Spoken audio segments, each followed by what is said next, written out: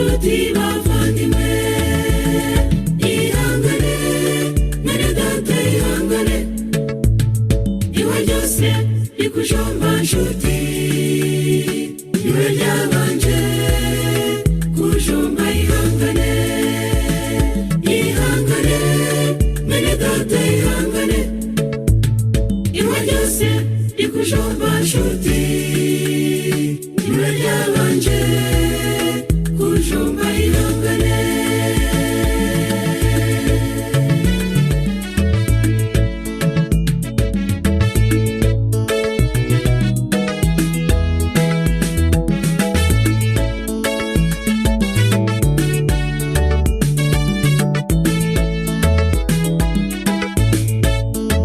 Imibereho y'umukiza Yesu n'urugero rwo gukurikizwa, aho yanyuze ndetse n'imirimo yakoze, nicyo gitabo dukwiriye kwigiramo.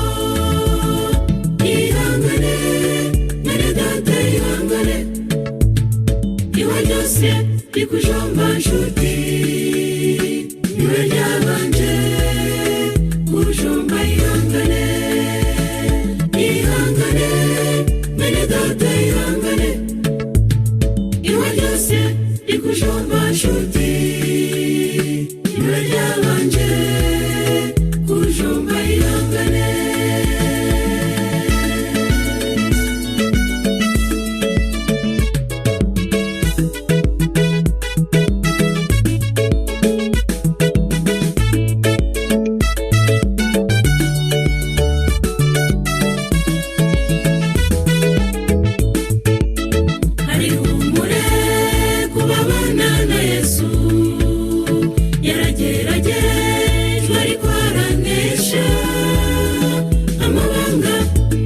Yakoresheje mu ntambara, nina yagenda ayishurira abamubaha. Ihangane mwene data ihangane, iwe ryose rikujomba nshuti, iwe ryabanje kujomba ihangane, ihangane mwene data ihangane, iwe ryose rikujomba nshuti, iwe ryabanje kujomba ihangane, ihangane mwene data ihangane, iwe ryose rikujomba nshuti, iwe ryabanje kujomba ihangane. Dushima Imana cyane, Imana yabanye natwe muri sandatu isigaye nyuma yacu, yarinze ubugingo bwacu buri munsi. Imana yatugiriye neza, Imana yacu ntihabwe icyubahiro. Nanezerewe cyane kubw'uyu mwanya wo gutangira isabato. Ni ukuri Imana ni umukozi w'umuhanga, ni ukwishimira rero, kandi nejejwe cyane n'abantu bamaze kugera ku rubuga, ntabwo ari umubare muto mu by'ukuri nk'ibigaragara, ndetse nzi uko no kuri Facebook hari abahari bose, turi kumwe nabo turabakire kandi turabishimiye muri gahunda yo gutangira isabato. Imana yacu ntihabwe icyubahiro. Reka kandi muri ibi bihe turimo nk'igihugu cyacu cy'u Rwanda, bitewe n'amateka twanyuzemo, reka twihanganisha abavandimwe bari mu bihe bitoroshye byo kwibuka ababo baze jenoside.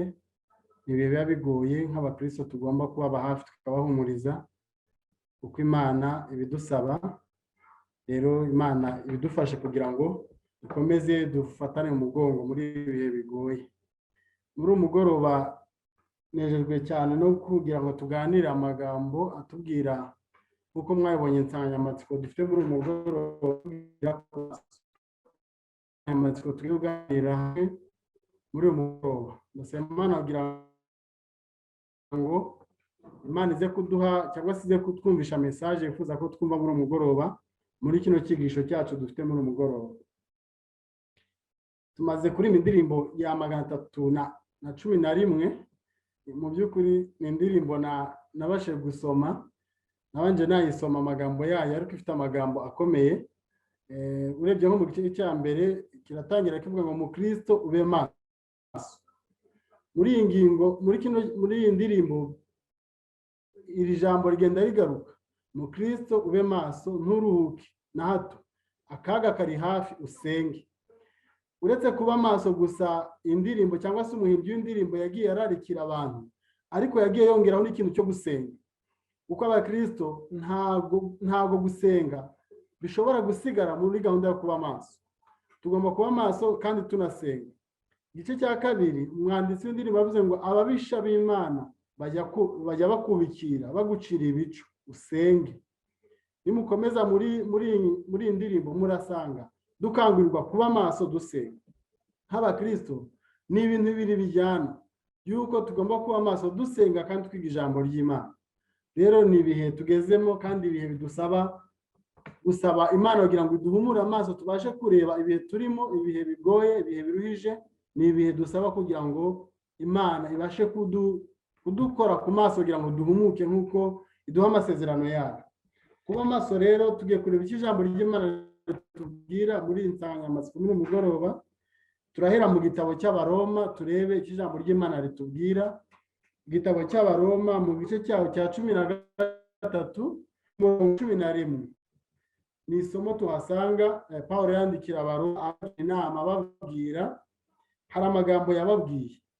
Guhera ku murongo wa 11 hari amagambo avuga ngo insanganyamatsiko ihari iravuga ngo kuba maso. Nuko mujye mugenza mutyo, kuko muzi yuko igihe cyo gukanguka gisohoye rwose. Pawulo yandikiye Abaroma muri kiriya gihe, mwumve namwe uburyo yababwiraga abashishikariza yuko bagomba kuba maso, ndetse ababwira yuko igihe cyo gukanguka cyari kigeze. Mutekereze rero icyo gihe yababwiraga, natwe igihe turimo none twakagombye kuba maso birenze cyane igihe Abaroma bari barimo icyo gihe. Yandikira Abaroma yarababwira ngo dore agakiza kacu karatwegereye kuruta igihe twizereye. Ngira ngo twese turabibona, turareba aho isi igeze n'aho ibimenyetso by'ibihe bigenda bitwereka. Agakiza kacu karatwegereye kuruta igihe twizereye. Ntabwo agakiza kacu kakiri kure, ahubwo karatwegereye cyane kuruta igihe twizereye. Niyo mpamvu tugomba kuba maso, tugomba gukanguka tukaba maso, maze tukabana n'Imana. Ku murongo wa 12 yarakomeje aravuga ngo ijoro rirakuze burenda gucya. Atanga inama noneho hasi aravuga ngo nuko twiyambure imirimo y'umwijima. Umwijima ntabwo ari mwiza. Mu bisanzwe murabizi nk'iko ahantu henshi nanga mumenyera amatara muzare y'umuriro ugiye. Ukuntu umwijima ukabona muri harahindutse habaye habi. Noneho murebe umwijima mu by'umwuka, aho icyaha kiza kikamunga imibereho yacu, maze umwijima mu by'umwuka maze ukatugota ukatubundikira. Pawulo rero arandishima tugomba kureka imirimo y'umwijima ituma tubundikirwa n'umwijima mu by'umwuka. Aravuga ngo twambare intwaro z'umucyo, tugendane ingeso nziza nk'abagenda mu mucyo, tutagira ibiganiro bibi. Hano hari ibintu turarikira Pawulo byadufasha, turamutse tubyirinze byadufasha kuba maso. Icya mbere, tugomba kwirinda ibiganiro bibi. Reka buri muntu wese ajya akora evaluation arebe, mu gihe dusoma iri jambo buri muntu wese arebe ese ibiganiro ugira ese bimeze gute.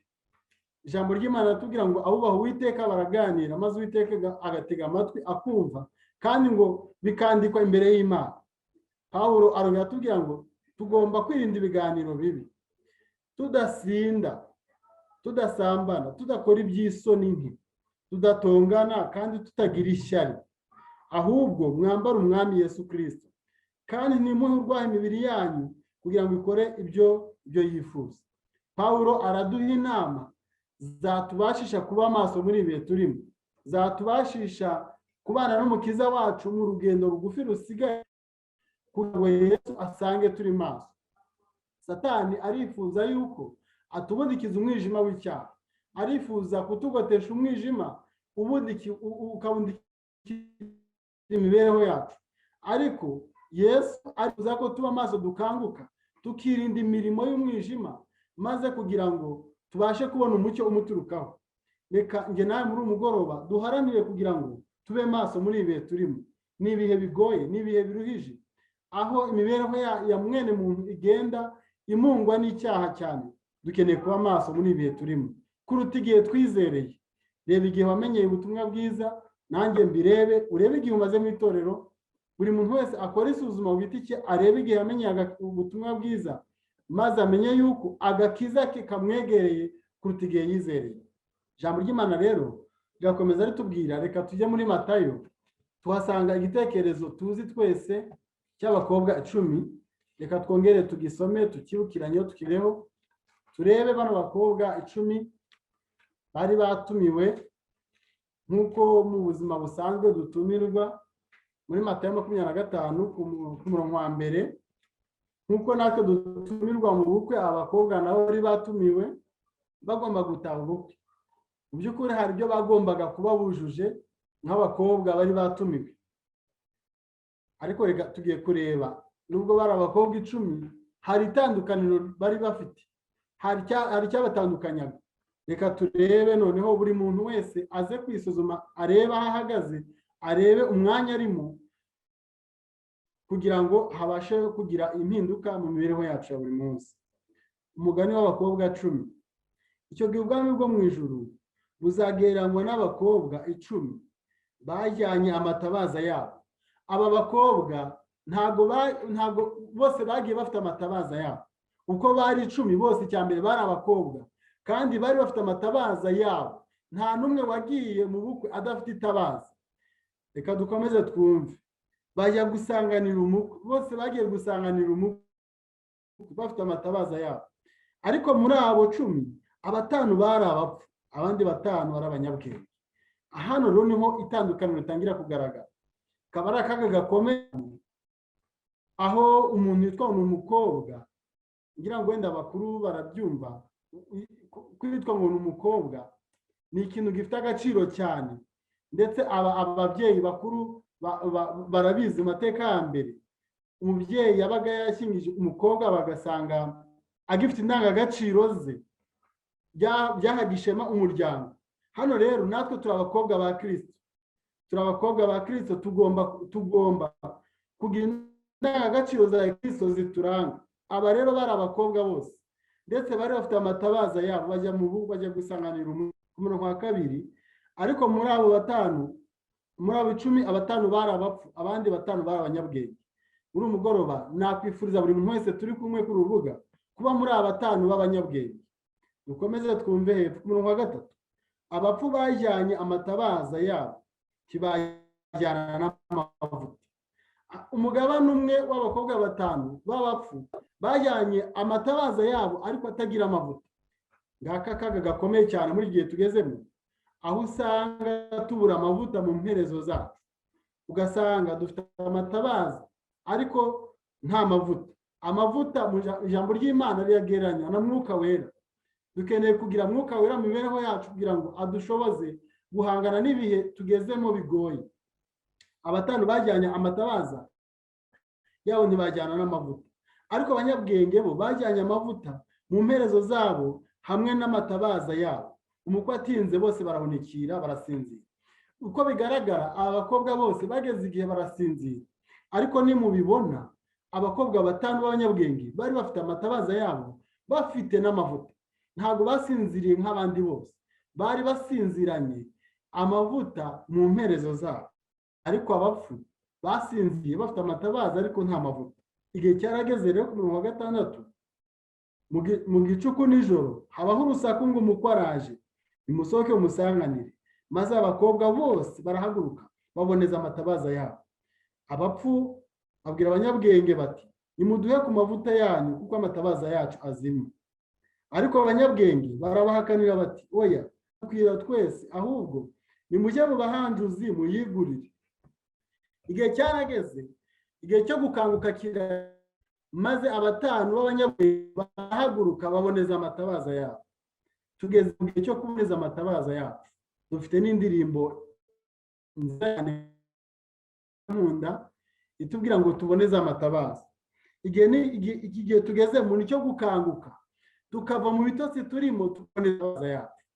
Niba dufite amavuta mu mperezo yacu, reka dukanguke muri iki gihe tugezemo maze tuboneze amatabaza yacu, kuko umukwe, umwana w'intama agarutse bidatinze, agiye kuza kandi araje ntabwo bigitinze.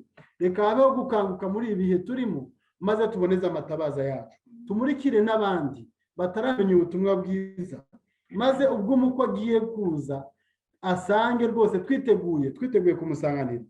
Imana iturinde kuba umugabane w'abakobwa batanu b'abapfu.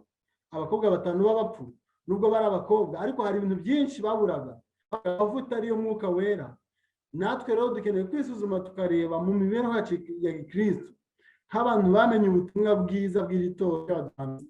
Ese koko mwuka wera aratuyobora? Mwuka wera ni umuyobozi wacu mu buzima bwacu bwa buri munsi.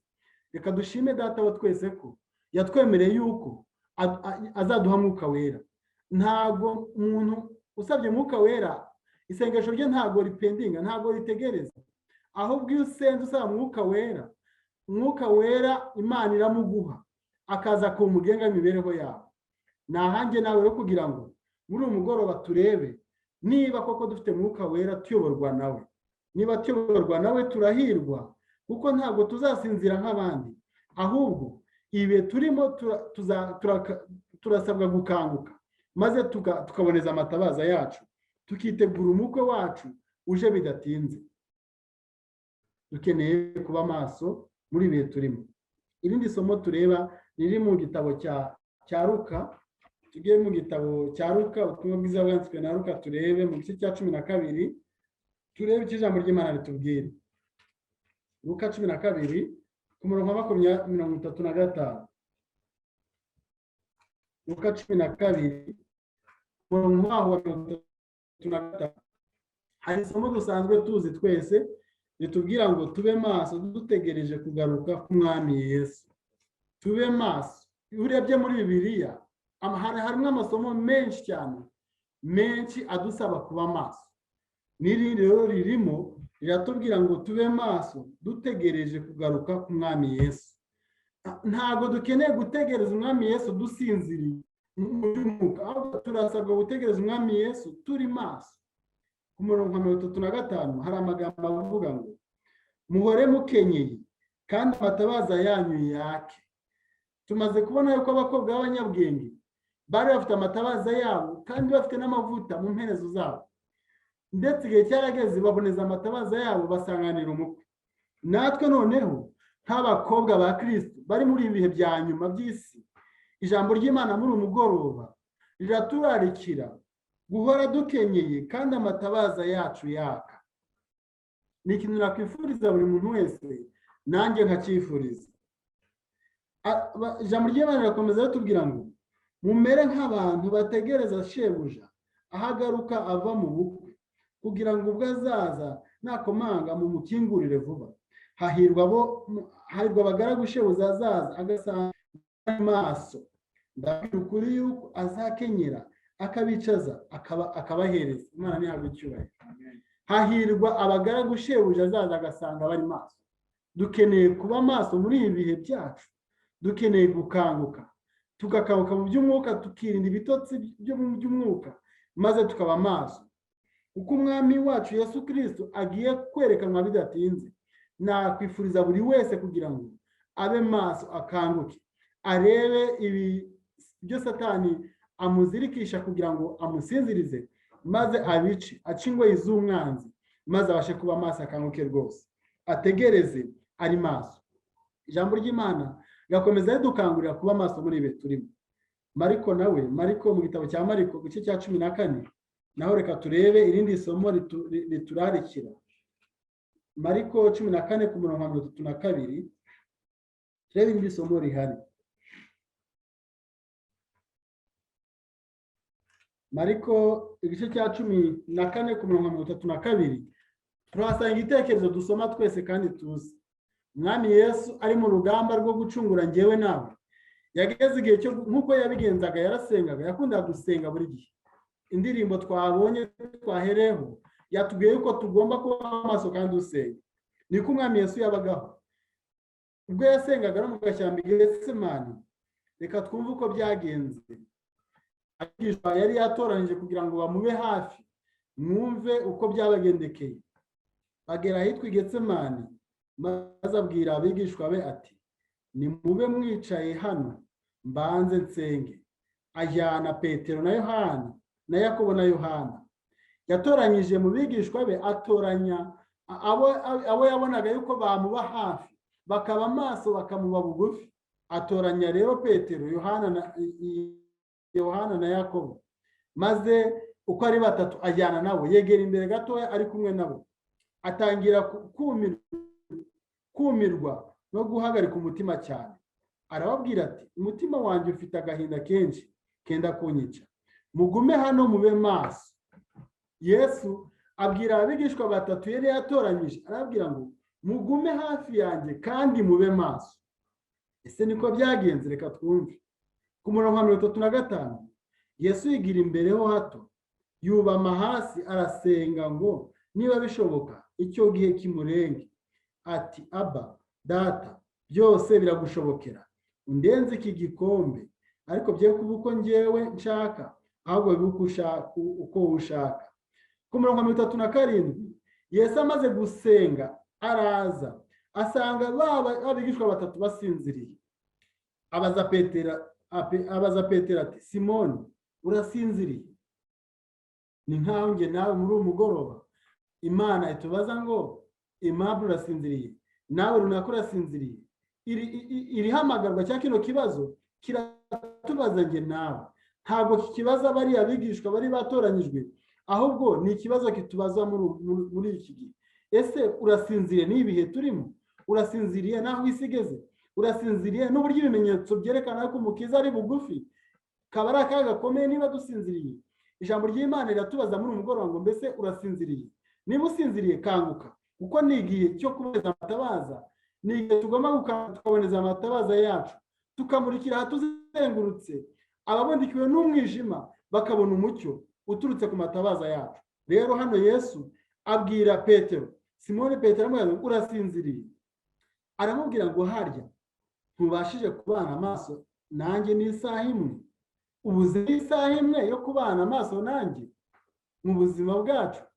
Tubuze n'akanya gato ko kwiga ijambo ry'Imana ngo tugire ibihe byo gushaka umucyo turukugiza mu buzima bwacu bwa buri munsi. Buri muntu wese areba imibereho ya buri munsi, schedule yawe y'akazi ka buri munsi. Ubura n'isaha imwe yo gushaka umucyo ku mukiza, yo kwiga ijambo ry'Imana unasenga? Kaba ari akaga gakomeye, kuko umucyo tuwuvana mu ijambo ry'Imana no gusenga. Ni ikibazo gikomeye rero cyane niba tubura n'isaha imwe buri munsi, byibuze isaha imwe yo kwicara imbere y'umukiza tukiga ijambo ry'Imana tunasenga. Yesu abaza Simoni Petero amubwira ngo ubuze n'isaha imwe wabana nanjye maso? Harya ntubashe kubana amaso nanjye n'isaha imwe? Mube maso musenge, mutajya mu moshya. Umutima niwo ukunze, ariko umubiri ufite intege nke. Yesu hano yarabisobanuye neza, arababwira ngo mube maso musenge. Ni ibintu bibiri bigomba kujyana. Tugomba kuba maso kandi tunasenga. Ibyo ngibyo bidufasha iki? Kuba maso dusenga bidufasha kurindwa amoshya y'umwanzi Satani, kuko Satani aratubikiriye, araduteze kugira ngo igihe tugize intege nke zo gusenga, igihe tugize intege nke zo kudashaka umucyo uva ku mukiza, arifuza kudufatira muri izo ntege nke maze akadushuka. Ariko Yesu aratugira inama muri umugoroba gutangira isabato, aratubwira ngo mube maso kandi munasenge. Nibi byonyine bizatubashisha kuba maso. Nasabira buri muntu wese muri umugoroba tubanye kuri urubuga rw'Itorero rya Zindiro, yaba abashyitsi, yaba n'abagize Itorero rya Zindiro, kuba maso kandi tunasenga. Nibyo byonyine bizadufasha kuba maso dusenga kandi twiga ijambo ry'Imana. Ibyo bizadufasha kandi Mwuka Wera azaza abane natwe muri ibihe turimo bigoye, muri ibihe Yesu agera. Ibintu turabikeneye kuba maso kandi tunasenga. Habakuki igice cya 2 hari isomo rihari nifuza ko dusoma tukumva nacyo ritubwira. Habakuki igice cya 2 ku murongo wa 1, ijambo ry'Imana aricyo ritubwira. Habakuki igice cya 2 cya kabiri umurongo wa mbere, reka dusome Habakuki igice cya kabiri ku murongo wa mbere. Hari amagambo avuga ngo iyerekwa ko abakiranutsi babeshwaho no kwizera. Hari amagambo avuga ngo nzahagarara hejuru y'umunara aho ndindira. Iri jambo turyumve neza, nzahagarara hejuru y'umunara aho ndindira. Ese duhagaze hejuru iminara y'abarinzi? Ese duhagaze ku munara? Ese umunara wawuhagazeho cyangwa waramanutse wawuvuyeho? Ni ikibazo niba twaravuye ku minara yacu aho turindira. Mwumva amagambo akurikiyeho, kandi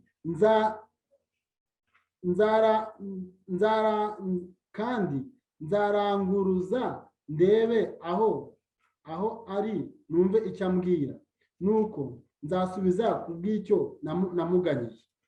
Ijambo ry'Imana hano tubwira ngo nzahagarara hejuru y'umunara aho ndindira. Dukeneye kuba ku minara yacu, dukeneye kuba maso. Abarinzi baba ku minara muzajya mubibona hamwe, hari aho bagenda bubaka iminara, akantu kameze nk'umunara, ugasanga amasaha y'umugoroba hari abarinzi bari hejuru kuri iyo minara. Natwe dukeneye kuba ku minara, tukaba maso, tukarinda imibereho yacu, tukayirinda icyaha, tukayirinda gushukwa n'umwanzi. Dukeneye kuba ku minara, tukaba maso, kuko nitumanuka ku minara aho turindira, nta kabuza Satani azadutera kandi ntabwo tuzabimenya. Dukeneye rero kurinda, dukeneye gufashwa n'Imana kandi irabyiteguye kudufasha. Ku minara yacu tukahaguma, tukaba amaso, tukareba, kuko umurinzi uri ku munara iyo asinziriye mu by'ukuri aba arinze cyangwa se ibyo arinze biraza bikibwa, ntabashe kubitabara. Dukeneye kuba abarinzi bari ku munara kandi bari maso, maze tukarinda imibereho yacu, ikarindwa icyaha, imibereho yacu ikarindwa gucumura, ikarindwa n'ibi byose bituma dusinzira muri ibi bihe turimo. Reka tube ku minara yacu, buri muntu wese arebe niba ari ku munara. Tuzi igitekerezo uburyo Yerusalemu yubatswe mu bihe bigoye cyane, uburyo Nehemiya yashyize abarinzi ku minara. Dukeneye natwe kuba abarinzi ku minara muri ibihe byacu. Buri muntu wese akareba imibereho ye koko niba mu by'ukuri iyobowe na Mwuka Wera, Kristo niba ayibera umwami mu mibereho ya buri munsi, maze ifasha kurinda.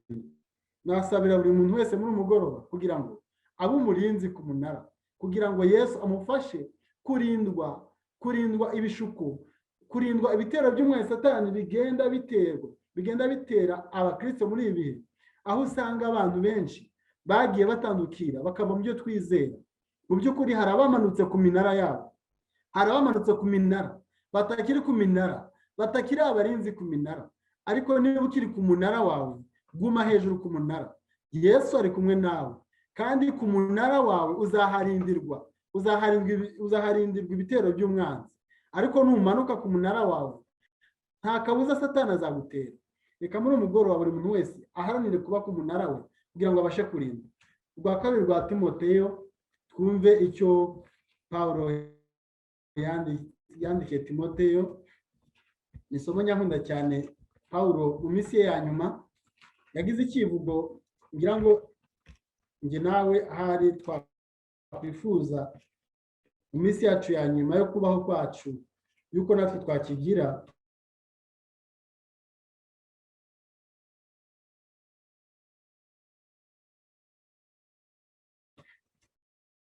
Yavuze Pawulo yandikira Timoteyo igice cya kane urwa kabiri rwa Timoteyo umurongo wa mbere wa gatandatu. Pawulo yagize icyivugo yavuze. Iyo musomye mu gitabo byakozwe n'intumwa, mukareba aya magambo igihe Pawulo yavuze, igihe umusirikari wari ugiye kumwica yaramuhagaze hejuru. Nasomye aya magambo numva muzeho ngo Pawulo ntabwo yarebaga inkota yari muri hejuru, yari igiye kumuca igikanu. Ahubwo ngo Pawulo ngo yasubizaga amaso inyuma akareba abakristo, amatorero yagiye ashinga, ngo yahangayikishwaga nayo yuko bazasubira inyuma. Ntabwo Pawulo yaterwaga ubwoba n'inkota ari hejuru ye igiye kumuca igikanu, ahubwo yabazwaga yababazwaga n'abakristo asize, afite umuhangayiko y'uko bashobora kuva ku Mana, ariko ashoje urugamba rwe neza, maze yivuga kino kivugo, aravuga ngo uko ngeweho maze kumera nk'ibisukwa ku gicaniro, igihe cyo kugenda kwanjye gisohoye. Ku murongo wa 7, aya magambo muyumve, sinzi niba njye nawe igihe cyo kuva mu mutwe tuvuga aya mahirwe yo kugira icyo tuvuga, niba twavuga aya magambo. Pawulo avuga, narwanye intambara nziza, narangije urugendo, narinze ibyo kwizera. Aya magambo muyace hagati, narinze ibyo kwizera. Iyo turebye muri ibi byacu, abantu ntabwo bakirinze ibyo kwizera bamenye. Turimo turava mu kwizera kwacu, amahame yacu twarayatandukiriye, abantu amahame barayasiribanze, ibyo kwizera ntabwo tukibirimo rwose. Abantu babicitseho, bavuye mu byo bizera. Ariko Pawulo waravuga ngo narinze ibyo kwizera. Reka inshuti muvandimwe turi kumwe, wifuza umurebe niba ukiri mu byo twizera, niba warabivuyemo, usaba Imana kugira ngo wongere ugaruke, usubire mu byo wizera, usubire mu mahame, usubire mu ijambo ry'Imana rikubwira. Pawulo aravuga ngo narinze ibyo kwizera. Icyampa njye namuri umugoroba tukarinda ibyo kwizera, tukarinda ibyo twizeye n'ibyo twamenye, tukarinda amahame yacu, tukamenya ijambo ry'Imana ryatwigishije, maze akaba ariho imibereho yacu ishingira. Ku murongo wa 8, Pawulo arakomeza aravuga ngo ibisigaye mbikira ikamba ryo gukiranuka. Mbega amagambo meza cyane. Icyampa njye nawe ku minota yacu ya nyuma, igihe cyo kuva mu mubiri, tukagenda nk'intwari, tukaba twavuga aya magambo. Pawulo aravuga ngo ibisigaye mbikira ikamba ryo gukiranuka. Pawulo yasinziriye nk'intwari, aravuga ngo narangije urugendo, narwanye intambara nziza, narinze ibyo kwizera, kandi ibisigaye mbikira ikamba ryo gukiranuka, iry'umwami wacu umucamanza utabera azaha amakuru rya munsi. Ariko Pawulo aravuga ngo nyamara si njyewe njyenyine, ahubwo n'abakunze kuzaboneka kwe bo Imana ihabwe icyubahiro. Njye nawe dufite amahirwe yo kuba muri aba ngaba, turi abakandida bo kuzabana na Pawulo igihe azaba ahabwa ikamba yasezeranijwe, igihe azaba yambikwa ikamba ritangirika. Pawulo yarahamije aravuga ngo nyamara si njyewe njyenyine, ahubwo hari n'abandi. Mu itorero rya Zindiro hari abiteguye kwambikwa ikamba ritangirika, hari abashyitsi turi kumwe kuri urubuga nsaba kugira ngo baharanire kuzambikwa ikamba ritangirika. Pawulo yarahamije yuko twese turi abakandida bo kuzambikwa ikamba ritangirika. Nitubana na Yesu tukaba amaso dusenga twiga ijambo ry'Imana, nta kabuza nidufata ikiganza cya Kristo azadukomeza, kandi igihe kiraje maze tuzabane na Pawulo twambikwa ikamba ryo gukiranuka.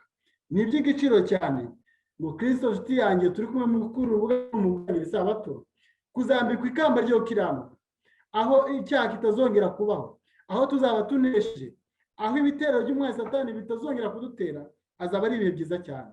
Nakwifuriza buri muntu wese turi kumwe ku rubuga kugira ngo arinde ibyo kwizera, niba namenye ukuri kugumemo, gushikamemo. Ibi ntabwo ari ibihe byo kuva mu byo wizeye, ntabwo ari ibihe byo kujya guhanjuza kuko bari abakobwa b'abapfu babigenje. Ni ibihe byo kuguma mu mucyo wa Kristo, ntabwo ari ibihe byo kujya guhanjuza hanze y'itorero. Oya, guma mu itorero, kuko itorero twabonye yuko ari ubwato kandi buyobowe n'umusare wa Yesu Kristo, kandi ubwo bwato Yesu ubuyoboye azabugeza ku cyambu cyiza. Guma mu itorero, guma mu mahame ya Kristo, amahame wamenye yagumemo, yashikamemo, kandi yiteguye. Numunambaho ukamukomeraho, ugakomera ku byo wizera, ibyo yakwigishije, nta kabuza uzabana na Pawulo kandi uzambikwa ikamba ritangirika. N'isengesho ryanjye muri umugoroba nasabira buri muntu wese kugira ngo abashe guharanira ibi byiza dutegereje, kandi bitagitinze biri bugufi cyane. Ngana ku musozo, hari amagambo nifuza gusoma ari mu gitabo cy'umurimo wa Gikristo, igitabo cya Ellen G. White yanditse umurimo wa Gikristo. Ndasoma kuri page ya 40 ku gice cya 9, hari icyigisho kivuga ngo gukanguka. ntabwo nsoma cyose, ndasoma uduparagrafe duke cyane kandi ku musozo. Amagambo avuga ngo guhamagarirwa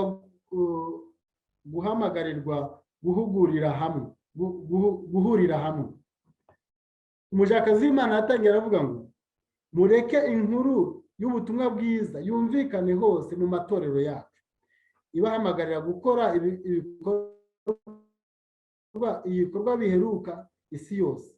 Nimureke abizera b'itorero bagire kwizera gukura, bagire ishyaka rikomoka mu ngabo zo mu ijuru zitaboneshwa amaso, zifatanije nabo biturutse ku isoko idakama y'imbaraga zabo, mu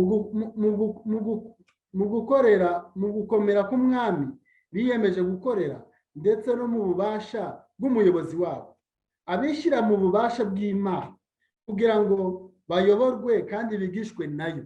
Abishyira mu bubasha bw'Imana kugira ngo bayoborwe kandi bigishwe nayo. intambwe ku yindi bazasobanukirwa n'ibintu Imana yategetse ko bizabaho. Mu yandi magambo, abayoborwa n'Imana, abagengwa n'Imana, ibiri kugenda biba ntabwo bibatungura, kuko ibyo Imana yavuze yuko bigomba kubaho, abo ngabo iyo bisohoye, iyo bibaye barabibona bakabisobanukirwa. Muri Daniyeli niho haravuga ngo abanyabwenge bazabimenya, ariko abapfuye bazabimenya. Ibiri kugenda biba rero ku bakiranutsi, ku banyabwenge babana n'Imana, baragenda babisobanukirwa. Nibaramuka bahumekewe n'uwatangiye ubugingo bwe kuba incungu y'abari mu isi, ntibazahagarara ntacyo bakora batunga urutoki ku byo badashoboye gukora. Bazambara intwaro z'ijuru, bazahaguruka baje ku rugamba, batinyuke kurwanira Imana, bazi neza yuko ugushobora byose kwayo kuzabamara ubukene bwabo bwose. Abizeye Imana, abari kumwe n'Imana, ntabwo bazigera mu by'ukuri bicara ari inkorabusa. Igihe tugezemo ntabwo dukeneye kwicara turi inkorabusa.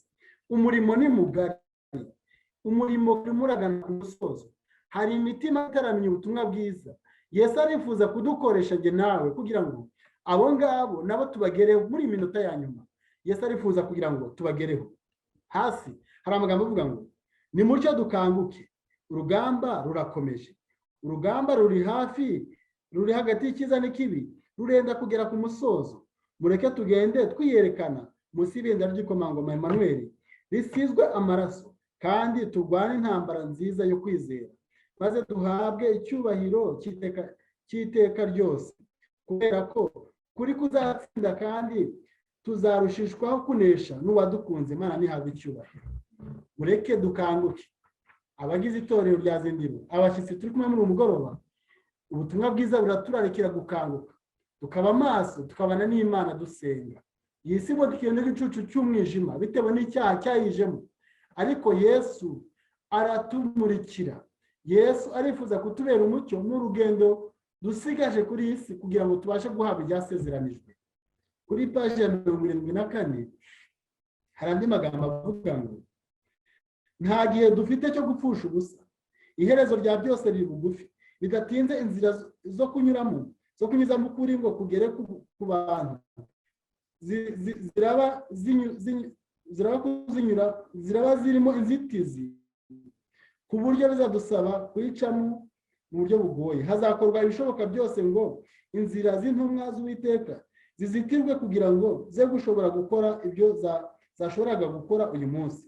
Tugomba kwitegereza neza umurimo wacu, maze tugatera intambwe tujya mbere, kwihuta uko dushoboye kose, tugasatira umwanzi duhanganye mu rugamba.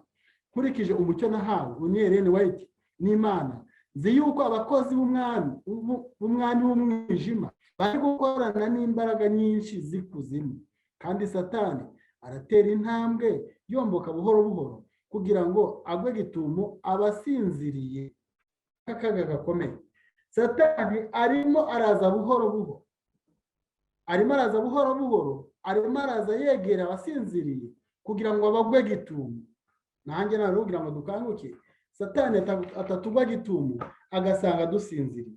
Bene data na barumuna banjye, nimukanguke. Ellen White arakomeza bishimangira bene data na bashiki wanjye, nimukanguke nimukanguke nimukanguke. Kuki muhagaze aha umunsi wose ntacyo mukora? Yesu arifuza ko dukanguka, kandi twamara gukanguka tugakangura n'abandi, tukabagezaho ubutumwa bwiza maze tukabasha kuba maso. Mbese navuga iki kugira ngo nkangure ubwoko bw'Imana bwasinziriye?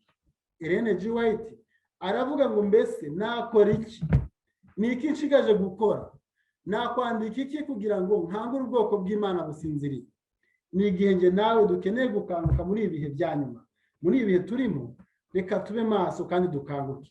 Yesu twategereje igihe kirekire, kuko ijambo ry'Imana ribitubwira ari bugufi kandi agiye kuza. Ba Pawulo twamaze kubona barasinziriye, bategereje guhabwa ibyasezeranijwe. Nge nawe dufite amahirwe yo kuzambikwa amakamba atangirika turi kumwe n'abakurambere bacu batubanjirije. Dukeneye gukanguka, tukaba maso kandi tugasenga kwiga ijambo ry'Imana. Isomo nsorezaho ni mu gitabo cy'Abaheburayo. Abaheburayo igice cyaho cyari umurongo waho wa 37, ni amagambo nkunda cyane.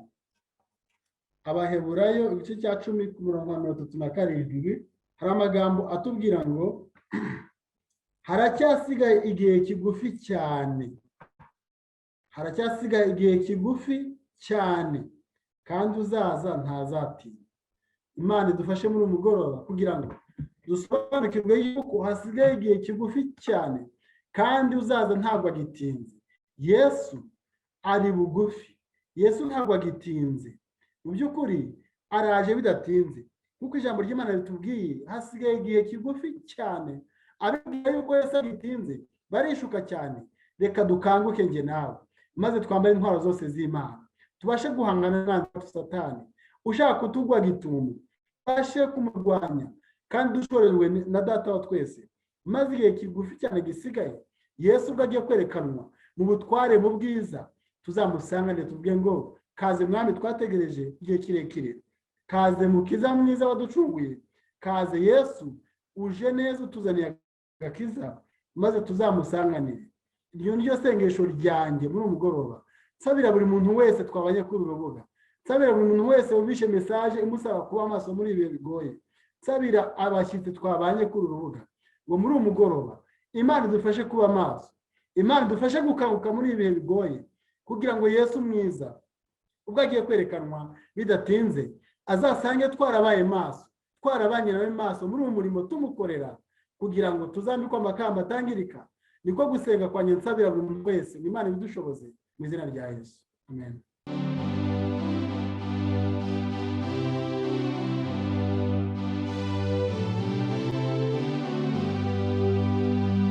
Mugenzi komera, Yesu ari hafi, twamutegereje kera, tugiye kwitahira iwacu heza, turirimbe ko dutsinze, twihangane twe kumuhemukaho, kandi wataduhemukiye,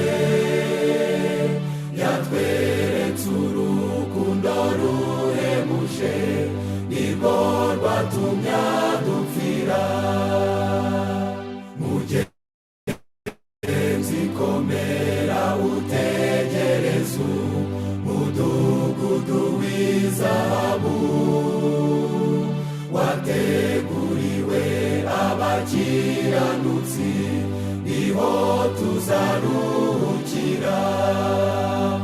Ihangane ntabwo tuzaguma mu buhanya no mu miruho, hari umwijima uzatamuruka, igitondo gitangaze. Mugenzi komera, dore araje, uwo muremyi wa byose, azanye n'abamarayika benshi, azanye n'ingororano. Ihangane ugeze igihugu